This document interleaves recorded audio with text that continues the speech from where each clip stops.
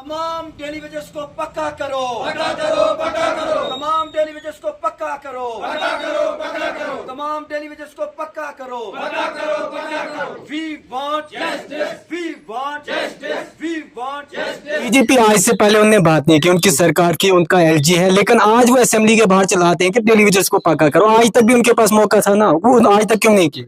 ऐसा ना हो कि ये टेलीविजन आवाम से जुड़ा हुआ है और आपकी ये सियासत कहीं उलट जाएगी। तो मई महीने के बाद पीएच एम्प्लॉइज यूनाइटेड फ्रंट जो है एक नई रणनीति के तहत आगे बढ़ेगा और हम अपने बच्चे और परिवारों के सहित सड़कों पे उतरेंगे, इनके घरों का घेराव करेंगे और उस दौरान फिर जम्मू कश्मीर की जनता को जो है पानी की समस्या खड़ी होगी। जब डिपार्टमेंट्स के अंदर हमको लगाया गया था तब तो हमारे घरों में जो है बड़ी खुशियां आई थी और हम भी बड़े खुश हुए थे कि भाई छोटी सी उम्र में, किसी को 20 साल की उम्र में, किसी को 20-22 साल की उम्र में, किसी को 25 साल की उम्र में जो है डिपार्टमेंट के अंदर इन डिपार्टमेंट को चलाने वाले ऑफिसरों ने और इन सरकारों में बैठे हुए जो लोग हैं, इन्होंने ही इन टेलीविजन को लगाने का काम किया था।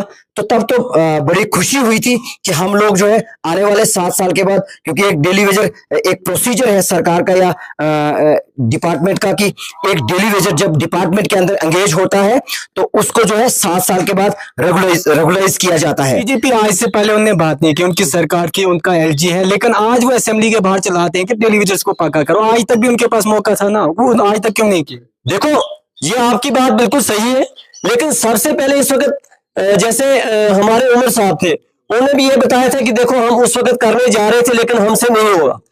उस वक्त हमारे ये मान के चलो बीजेपी की बात की हमने, वो बार बार बोलते नहीं जी आपका कहीं बायोमेट्रिक नहीं था, आपकी कहीं सही लाइन पे मतलब तनख्वाह नहीं जा रही थी।